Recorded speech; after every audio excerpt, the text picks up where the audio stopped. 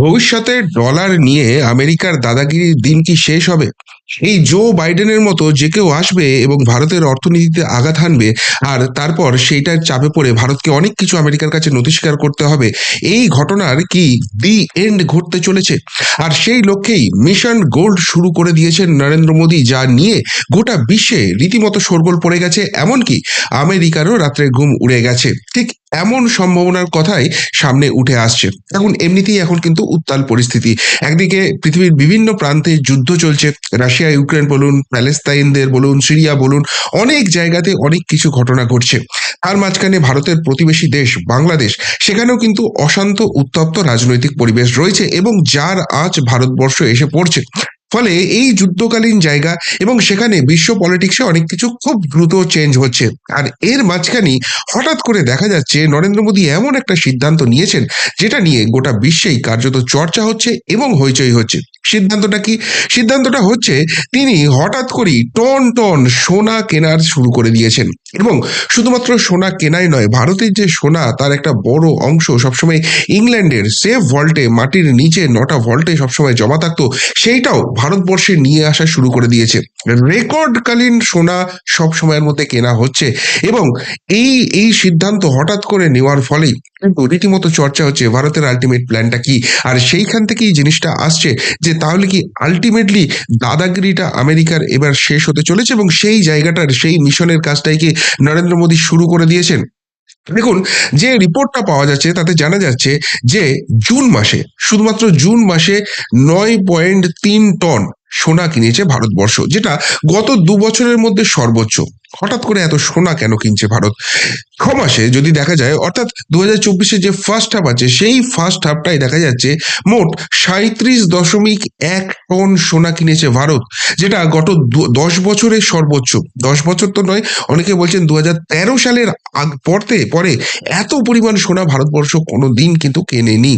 এবং শুধুমাত্র যদি অক্টোবর মাসের কথা দেখা যায় 2024-এ, সেখানে রিজার্ভ ব্যাংক 27 টন সোনা সংগ্রহ করেছে। অর্থাৎ এই সোনাটা কেনেনি, এটা হয়তো নিজেদের দেশে বিভিন্ন জায়গায় স্ক্যাটার্ড ওয়েটে ছিল, সেটাকে কংক্রিট ফরম্যাটে এসে রিজার্ভ ব্যাংকে এটাকে রিজার্ভ করা হচ্ছে।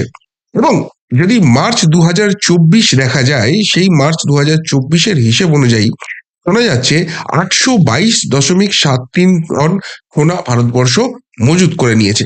এমনকি ইংল্যান্ডের কাছে যে কথাটা বলছিলাম, যে সোনা ভারতবর্ষ দীর্ঘদিন ধরে মজুত রেখে দিয়েছে, সেই সোনাটাও ফেরানোর প্রক্রিয়া শুরু হয়ে গেছে এবং তার একটা বড় অংশ ভারতবর্ষে চলে এসেছে। হঠাৎ করে এত সোনা কেন করছে, এবং এর সঙ্গে ওই আমেরিকার দাদাগিরি ডলারের দামের কি সম্পর্ক রয়েছে? দেখুন, যে জিনিসটা জানা যাচ্ছে যে নরেন্দ্র মোদীর সঙ্গে ডোনাল্ড ট্রাম্পের যতই ভালো বন্ধুত্ব থাক, সবসময় তো ডোনাল্ড ট্রাম্প সেখানে থাকবেন এরকম ব্যাপার নয়। আর ডোনাল্ড ট্রাম্প থাকলেও সেখানে আমেরিকার স্বার্থের আগে ভারতের স্বার্থের কথা ভাববে এমনটাও নয়। ভারতকে ভারতের কথাটাই ভাবতে হবে, যেটা বিশ্ব বাণিজ্যের ক্ষেত্রে সবসময়ই দেখা গেছে ডলারের দাদাগিরি। অর্থাৎ দেখুন, আমেরিকার অর্থনীতিতে মাঝে মাঝেই ধাক্কা আসছে, সেখানে ইনফ্লেশন রেট বাড়ছে, সেখানকার জব স্কোপ কমছে, সেখানে সেই নিয়ে বিদ্রোহ হচ্ছে, অনেক সময় আমরা শুনছি, এবং আমেরিকার অর্থনীতি টলমল করছে এই কথাও শুনছি। কিন্তু মজার ব্যাপার হচ্ছে আমেরিকার ডলারের দাম দিন দিন বেড়ে যাচ্ছে এবং সেই তুলনায় ভারতের টাকার দামের পতন ঘটছে। এবং এই ঘটনার ফলে দুটো জিনিস ঘটছে। এক, ভারতবর্ষে যেহেতু বিদেশি মুদ্রার পরিমাণটা রয়েছে ডলারে, সেই যে জমা থাকার যে ভ্যালুয়েশনটা যেটা আগে ছিল, যেহেতু সেই মুদ্রার দামের পতনটা হচ্ছে, সেই ফান্ডিংটা কিন্তু কমে যাচ্ছে। এবং 2 নম্বর, এই যে টাকার দামের পতনটা ঘটছে, যারা ফরেন ইনভেস্টর রয়েছে, যারা বিদেশি ইনভেস্টর রয়েছে, তাদের ইনভেস্টমেন্টের টাকাটা অনেকটা বেড়ে যাচ্ছে। এবং সেই কারণে ভারতীয় বাজার থেকে ইনভেস্টমেন্ট অনেকেই তুলে নিচ্ছেন এবং অন্য মার্কেটে চলে যাচ্ছে। ফলে ওভারঅল ভারতের শেয়ার মার্কেট এফেক্ট করছে, এবং ভারতের যে গ্রোথ, যে 5 ট্রিলিয়ন ইকোনমি, সেই জায়গাটায় যাওয়া, এই জায়গাটা মুশকিল হয়ে যাচ্ছে। এখন ডলারের এই দাদাগিরিটা কেন কেন ডলারের দাম এইভাবে বেড়ে যাচ্ছে?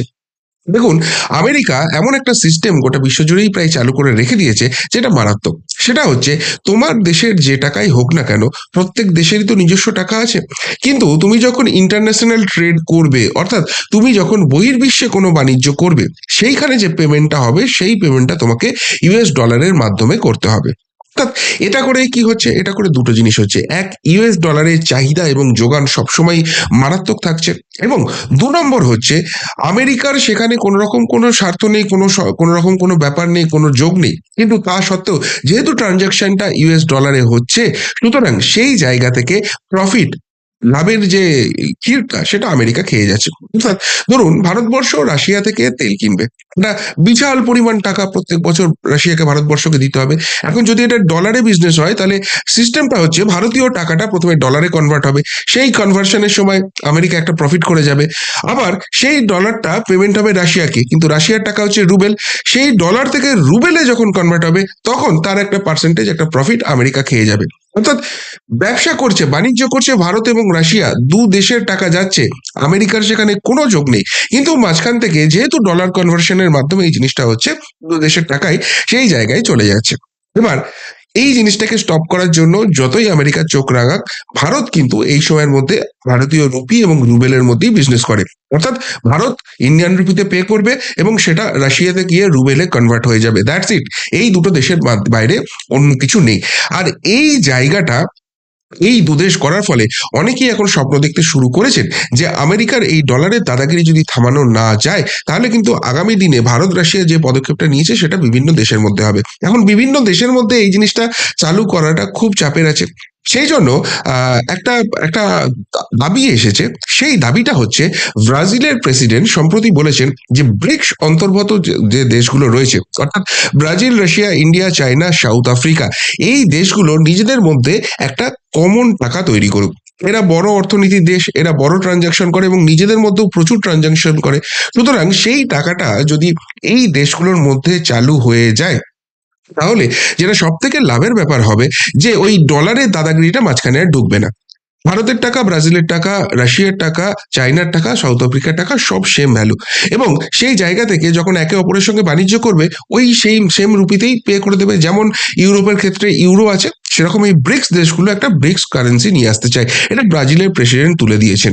এখন ভারতবর্ষ কিন্তু এই নিয়ে হ্যাঁ না কোনো কিছু রা কারেনি, তার একাধিক কারণ আছে, সেই কারণটায় পরে আসছি। কিন্তু এটা যদি সত্যি বাস্তবায়িত হয়, সেটা ডলারের জন্য কিন্তু একটা বড় ধাক্কা হবে, এবং ডোনাল্ড ট্রাম্প যতই ভারত বন্ধু দেশ হোক না কেন, এই জায়গা থেকে হুঙ্কার ছেড়ে দিয়েছেন যে এই জিনিস যদি তোমরা ইমপ্লিমেন্ট করতে চাও, ব্রিক্স কান্ট্রিরা যদি নিজস্ব কারেন্সি নিয়ে আসো, তাহলে তাহলে কিন্তু আমরা যেটা করব, এই ব্রিক্স কান্ট্রিগুলোর প্রত্যেকটাতে আমরা 100% একটা ট্যাক্স লাগিয়ে দেবো, অর্থাৎ তোমাদের জিনিসপত্রের ট্রেডিং আমাদের সঙ্গে অনেক দাম বেড়ে যাবে। এবং এই জায়গাটা বলার কারণ হচ্ছে, কেননা সত্যি ব্রিক্স যদি এরকম সিদ্ধান্ত নেয়, তাহলে কিন্তু ডলারের দাদাগিরির দিনটা শেষ হয়ে যাবে। কেননা ব্রিক্সে এখন এই 5 সদস্যের বাইরেও ইজিপ্ট, ইথিওপিয়া, ইরান এবং ইউএই, এরা কিন্তু চলে এসেছে, এবং ইউএই বা ইরানের মতো দেশ চলে আসা মানে মধ্যপ্রাচ্যের একটা বড় মার্কেট, এবং তারাও কিন্তু বড় মানি হোল্ড করে, সেই জায়গাটা এখানে চলে এসছে। শুধুমাত্র তাই নয়, আগামী দিনে অ্যাক্রস অল দ্য কন্টিনেন্ট, সব মহাদেশগুলো থেকেই প্রচুর দেশ এই ব্রিক্সের মধ্যে ঢুকতে চাইছে। এটা অনেকটা কমনওয়েলথ ফরম্যাটের মতো হচ্ছে, কিন্তু কমনওয়েলথে যেটা হয়, ইংল্যান্ড সেখানে একা দাদাগিরি করে, সেই জায়গাটা নয়, এবং সেটা কোথাও গিয়ে একটা ঔপনিবেশিকতার জায়গা রয়েছে। কিন্তু ব্রিক্স মানে একটা বন্ধুত্বের আবহ, এটা সকলেই বুঝছে। ফলে আফ্রিকা, আমেরিকা, এশিয়া, ইউরোপ, সমস্ত কন্টিনেন্ট থেকে সমস্ত দেশ কিন্তু ধীরে ধীরে এই ব্রিক্সের অন্তর্গত হতে চাইছে। অর্থাৎ যদি ব্রিক্স একটা আলাদা কারেন্সি সত্যিই তৈরি করে, তাহলে আগামী দিনে এই সমস্ত দেশে ওই একই কারেন্সি হবে, এবং সেখানে ডলারের ব্যবহার কার্যত শূন্য হয়ে যাবে। আর সেক্ষেত্রে ডলারের যদি সত্যি সেই জায়গাটা ব্যবহারটা এতখানি অনুপযোগী হয়ে পড়ে, তাহলে এই যে ডিপেন্ডেন্সি আছে, এই জায়গাটা চলে যাবে না, এই টাকার মান নিজেদের মতো করে নির্ধারিত হবে, এবং এই ফরেন ইনভেস্টমেন্ট চলে যাওয়া, এবং যে কোনো দুটো দেশ ট্রানজাকশন করলে সেখানে ডলারের প্রফিট হওয়া, এই জায়গাটাই পুরোপুরি চলে যাবে। আর সেই জন্যই কিন্তু এখানে থ্রেটটা দিয়ে রেখেছেন ডোনাল্ড ট্রাম্প, যে তোমরা যদি ভবিষ্যতে এই জিনিসটা চেষ্টা করো, আমি কিন্তু 100% তোমাদের উপর চাপিয়ে দেবো। এবার ভারতবর্ষ এই যে সোনা কেনার কারণটা করছে বা মিশন গোল্ডটা শুরু করছে, সেটার বড় কারণ হচ্ছে, দেখুন ব্রিক্সের যে দেশগুলোর কথা বলা হচ্ছে, Brazil, Russia, India, China, south Africa, primary যে 5 মেম্বার্স রয়েছে, তাদের প্রত্যেকেরই কিন্তু নিজস্ব যে দেশের একটা অবস্থান, সেটা কিন্তু নিজের মতো রয়েছে। এখন কেউ বলতে পারে না, ব্রিক্সের একটা কমন কারেন্সি যদি চালু হয়ে যায়, চায়না সেখান দিয়ে ম্যানিপুলেট করা শুরু করবে না, রাশিয়ায় বা ভবিষ্যতে কি করবে, সন্দেহ থেকে যাচ্ছে। সব থেকে বড় প্রবলেম যে আগামী দিনে যদি সত্যি ব্রিক্সের পরিসর অনেক বড় হয়, যেভাবে বিভিন্ন দেশগুলো আসতে চাইছে, ধরুন পাকিস্তান বা বাংলাদেশ সেখানে এলো, সেখান থেকে যে নকল নোট হবে সেইগুলো নিয়ে কি হবে, এরকম অনেক কিছু হেডেক থেকে যাচ্ছে।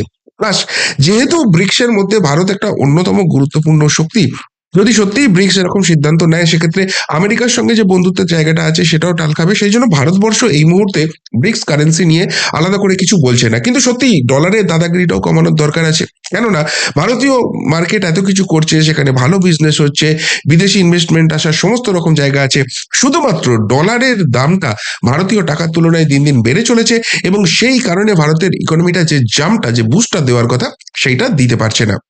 আর এদিকে ব্রিক্স কারেন্সি নিয়ে এলে আমেরিকা চটে যাবে। তাহলে এই দুইয়ের মধ্য অবস্থাটা কি হচ্ছে? সোনা কেনা। অর্থাৎ আমি যদি সেই একদম অতীত প্রাচীন দিনের মতো চলে যাই, সোনা এমন একটা ধাতু, সেই ধাতুটার ব্যবহার কিন্তু কোনোদিনই তার ভ্যালুটা কমবে না, এবং আগামী দিনে এই মজুদ থাকা সোনার উপর আমি বেস করে এটার ট্রেডিংটা করব। তাহলে আমার ইউএস ডলারটাও ইউজ করতে হচ্ছে না। আর এই যে আলাদা ব্রিক্সের কারেন্সি আসছে, যেটা আমার কারেন্সিকে অন্য কেউ এফেক্ট করবে, সেটাকে নিয়ে ঘেঁটে দেবে, সেই জায়গাটাও তারা করতে পারছে না। এর সমাধান কিন্তু এই গোল্ড, এবং তার থেকেও বড় কথা, ইনফ্লেশন রেট যেভাবে বাড়ছে সেটাকেও অনেকটা কন্ট্রোল করা হবে।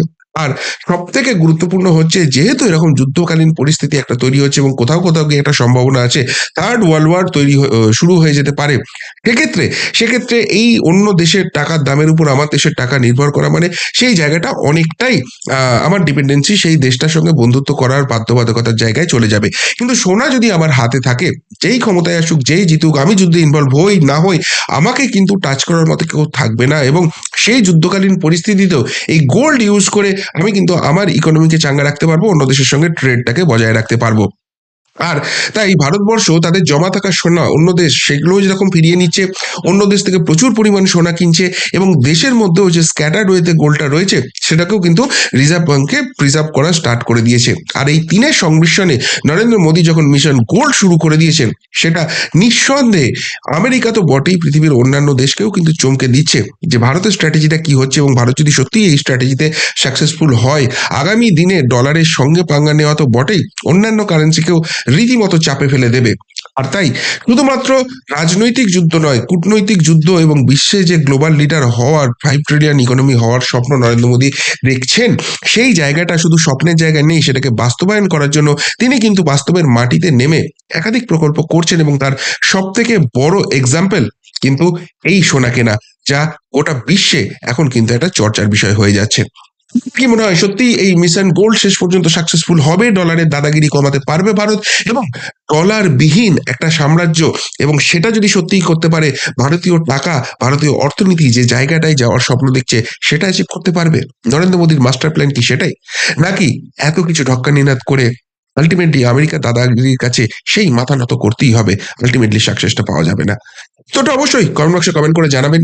এমনকার মতো এখানেই শেষ করলাম, বেরোতে আসছি নতুন প্রতিবেদন নিয়ে খুব তাড়াতাড়ি। ভালো থাকবেন, সাথে থাকবেন, পাশে থাকবেন। নমস্কার।